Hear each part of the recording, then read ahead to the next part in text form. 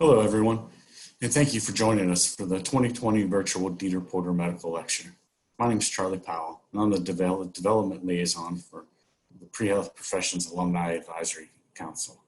We have a very special guest with us today to talk about coping with the stresses created by the COVID-19 pandemic. She is currently the Medical Director of Physician Wellness and EAP for Centura Health in Colorado Springs, Colorado. She's been in practice for more than 20 years, graduated medical school from Wright State University School of Medicine, completed her residency at the University of Pittsburgh Medical Center, and performed her fellowship at the Western Psychiatric Institute. She is certified in psychiatry by the American Board of Psychiatry and Neurology. She has spoken on numerous local and national television broadcasts, presented at conferences, and is well published. She's also served on faculty at Emory University School of Medicine, the University of Hawaii, at the John Burns School of Medicine, and at the University of Pittsburgh School of Medicine. Besides helping her patients, she likes to run, ski, hike, and bike. I'm proud to introduce to you Dr. Diane Sims Thompson, W&J, class of 1990. Thanks, Charlie. It's a pleasure being here, although I wish we could all be there in person. But that's actually part of what I'm going to be talking about today.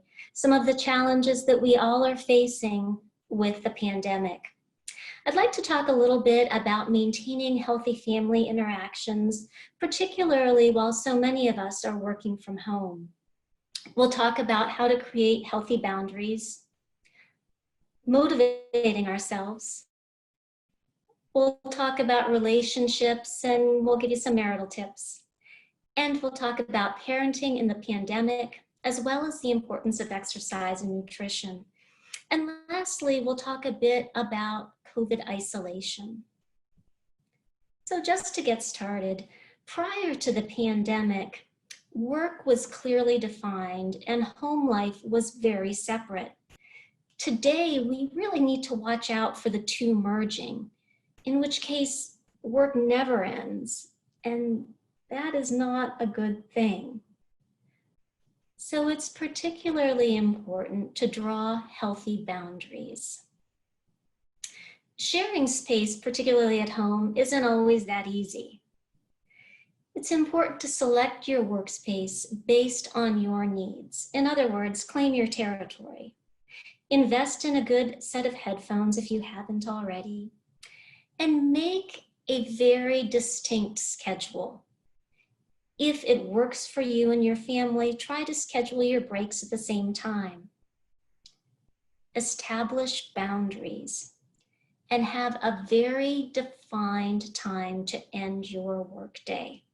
If your work ends at 5 o'clock, it really has to end at 5 o'clock.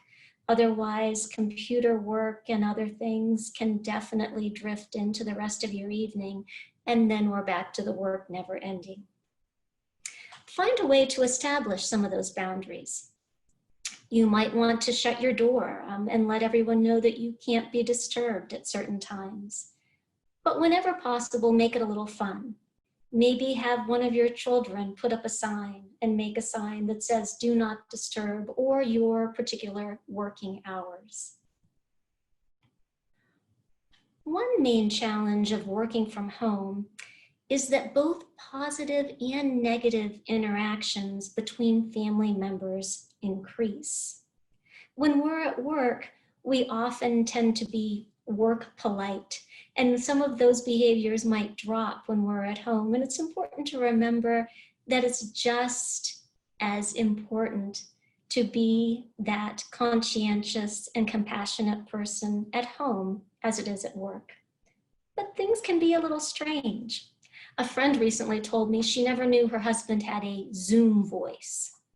We may discover new things about our partners and children. Some of them may be amusing, some not so much. Let's take a moment to rate how you're doing during COVID. If you had to rate yourself on a scale of 1 to 10, and 10 is terrific, where are you? And if you're headed in the opposite direction, closer to the 1 than the 10, what is propelling you in that direction? One of the first and most helpful steps is to identify what those particular stressors are, and then get to work on making some changes. That brings us to the next problem, and that is motivation. We have entered COVID fatigue, and that makes any change a little more challenging. But there's some very basics that can help with that motivation and get you back on track. Things as simple as getting up on time, setting that alarm, and getting into a routine, getting dressed every morning, and if possible, try not to work in the bedroom unless it's the only space available. Really make a schedule each day and stick to it. Create an inviting space to work, and that may mean committing to buying flowers each week to put on your home desk or lighting a candle. And then taking little breaks is so important.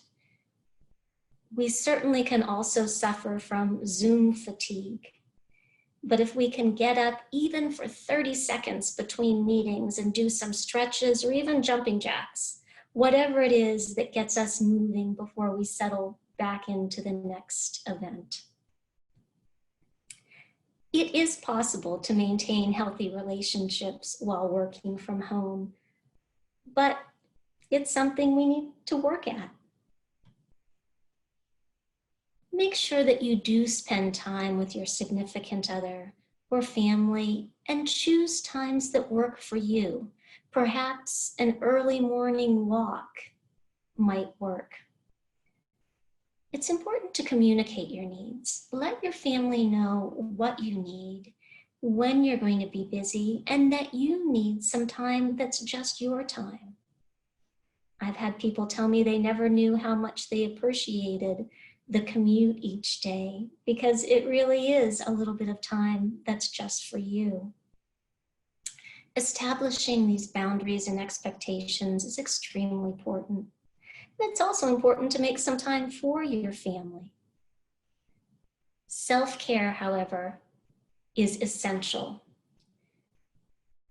You may experience some guilt about doing something just for you. Think of it instead as a way to be an example for those around you. If you care enough to take care of yourself, hopefully they will learn the importance of that and do the same for themselves. Quality, not so much quantity, is the key.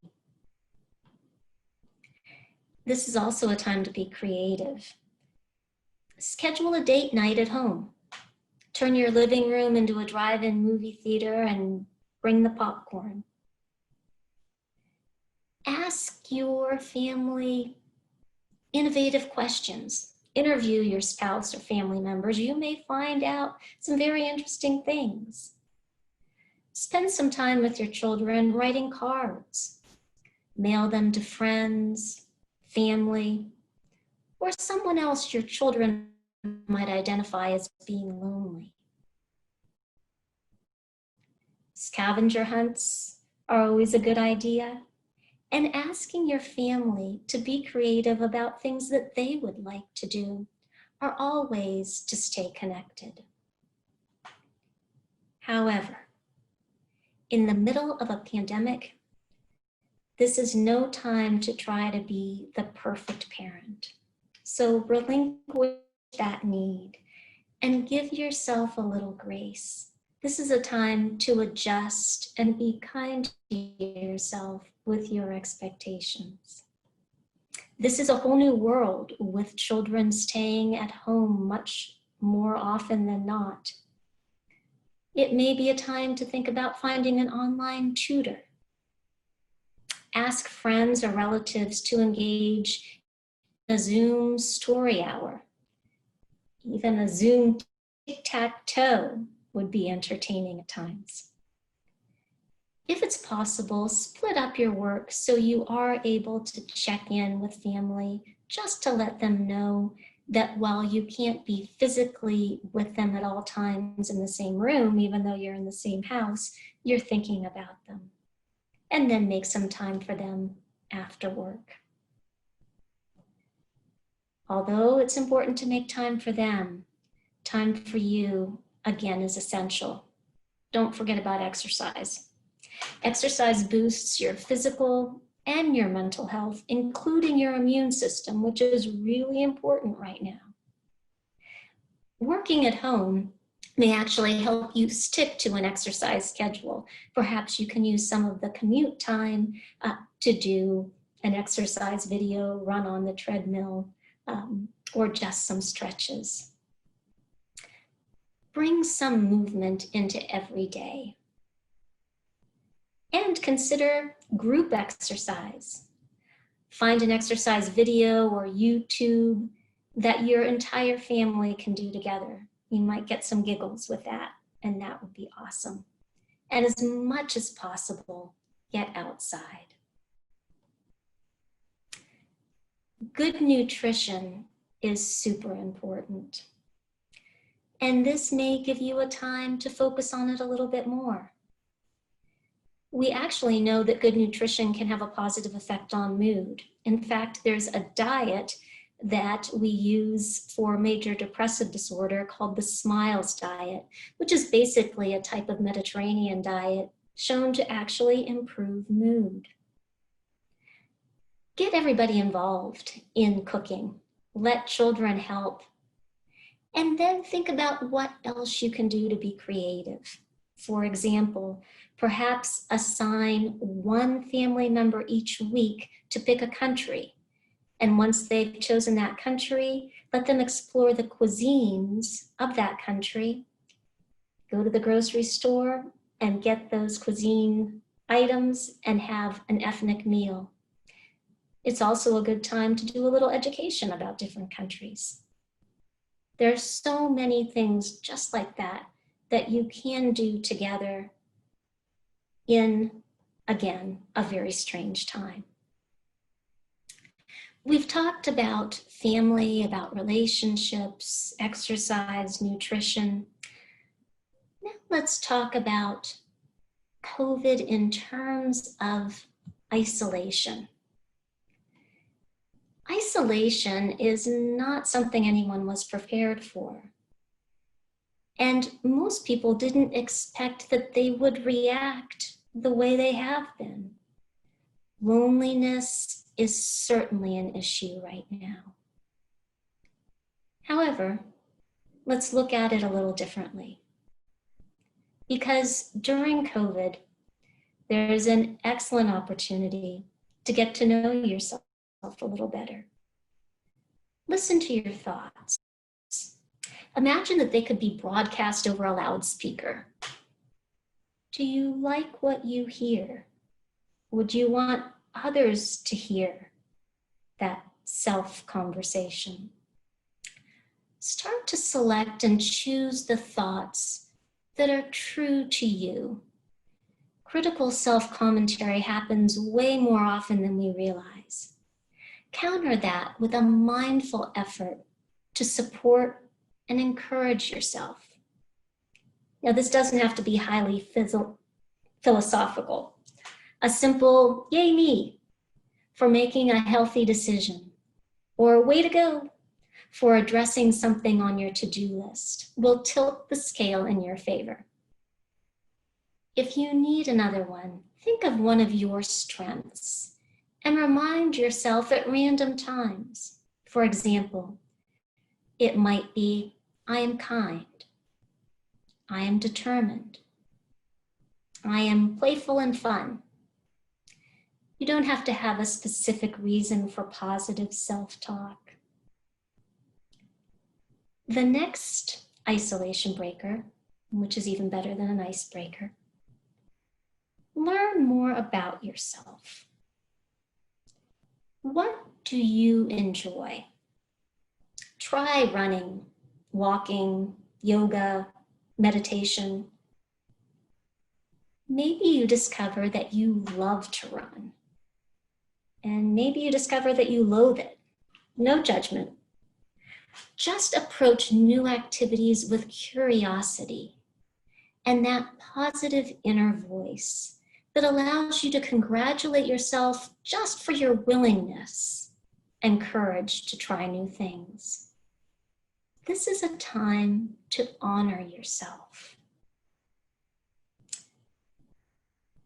COVID has been a time of losses. What type have you experienced?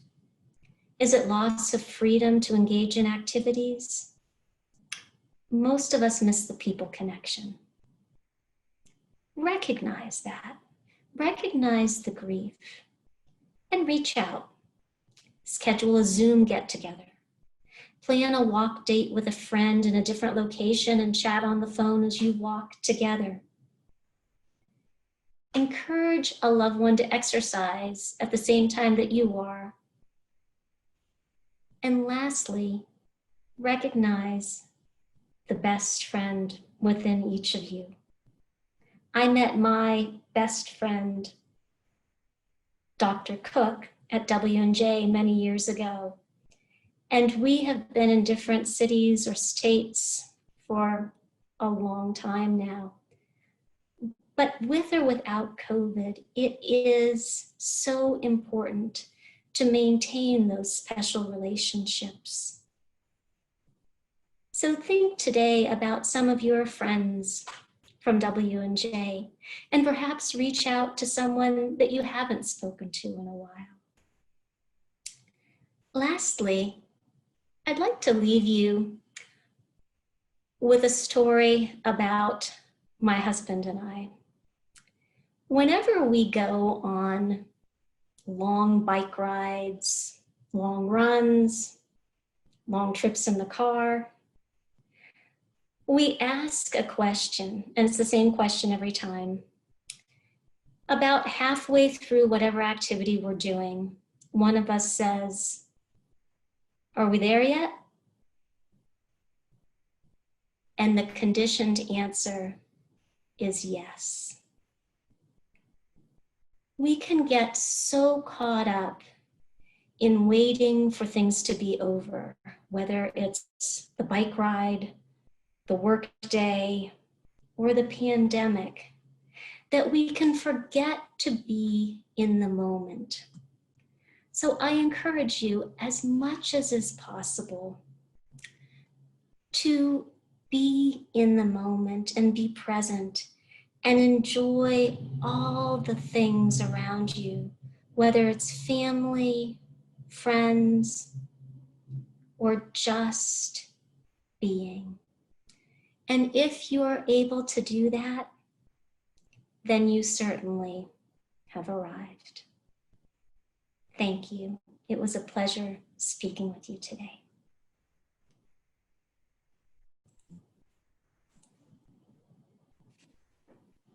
Thank you, Dr. Thompson. We all really appreciate your advice and tips as far as working with schedules and routines and creating that for yourself to make sure that you can do the best for you. And also on family life. Myself just having a newborn has really taken advantage of the time that we've had together during this pandemic to really grow and bond as a family together. And also for dealing with isolation. I think isolation can be one of the most difficult parts of this. And like you said, reaching out to a friend or even somebody that you haven't talked to in a while, it's just very good for the soul and helps a lot. And thank you for taking the time to go over all of this with the friends and alumni of W&J College. You know, we do have a few questions if you have some time for a Q&A. Sure. Great. You know, what are some things that I can do to become a better listener when conversing with someone who is stressed?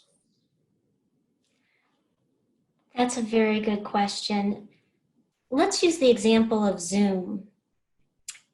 One of the things I always challenge the people that I'm on a Zoom meeting with is to turn on the video so we can see each other. Just making that eye contact really helps with communication and lets the other person know that you're listening and not multitasking. And then just that eye contact and being present says so much. Sometimes we think we need to find the answers to the questions that people have, but sometimes just listening and allowing them to talk can be so beneficial for them and might actually lead to them finding their own answers.